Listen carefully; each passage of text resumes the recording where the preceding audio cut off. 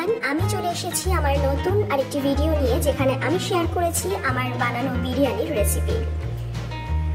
আলু, পেঁয়াজ এবং টমেটো আগে আমি কেটে রেখেছি, সাথে বেরেস্তার জন্য আলাদা করে পেঁয়াজ কুচি করা, পরিমাণ মতো আদা এবং রসুন।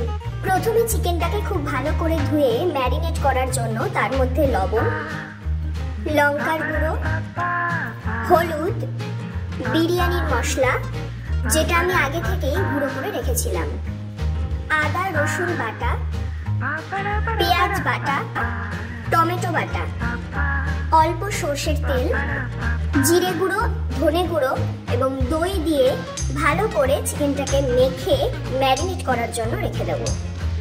এবার একটা পাত্রে চাল নিয়ে চালটাকে খুব ভালো করে ধুয়ে আধ ঘন্টার জন্য ভিজিয়ে রাখবো।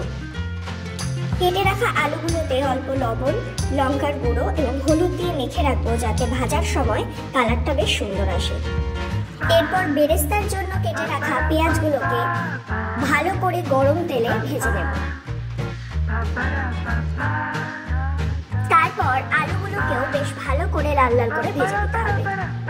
অল্প আঁচে কিছুক্ষণ ঢেকে রাখতে হবে, যাতে আলুটা ভালো করে সেদ্ধ হয়ে যায়। আলুটা ভাজতে ভাজতেই আমি আরেকদিকে ভাতের জল বসিয়ে দিলাম। জলের মধ্যে পরিমাণ মতো লবণ, দারচিনি, লবঙ্গ, এলাচ এবং জায়ফল আর অল্প তেল দিয়ে দিলাম। জল ফুটলে তবে চালটা দিতে হবে।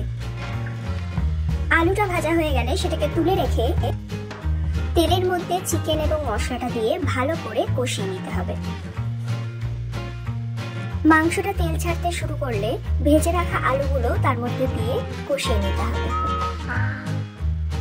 চালটা 90% মতো সেদ্ধ হয়ে গেলেই সেটাকে তুলে জলটা ঝরিয়ে নিতে হবে। এবার আমি একটা ছোট্ট পাত্রে অল্প জল নিয়ে তার মধ্যে আতর মিক্স করে নিলাম। একটা বড় পাত্রে ভালো করে ঘি মাখিয়ে নিলাম। প্রথমে ভাতের লেয়ার দিলাম, তার উপরে কষা চিকেনের লেয়ার। প্রতি লেয়ারের ওপরে অল্প আতর, ঘি এবং বিরিয়ানির মশলা দিতে হবে। মাংসের উপরে আবারও ভাতের লেয়ার, ভাতের উপরে আবারও মাংসের লেয়ার,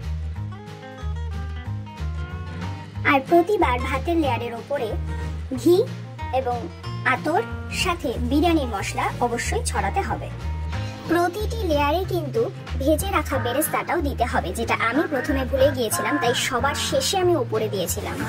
বিরিয়ানির পাত্রটিকে আমি ফয়েল পেপার দিয়ে ভালো করে আটকে দিয়েছিলাম, আর একটা বড় পাত্রে জল বসিয়ে তার উপরে বিরিয়ানির পাত্রটা বসিয়ে একটা থালা ঢাকা দিয়ে ভারী কিছু চাপা দিয়ে রেখে দিতে হবে।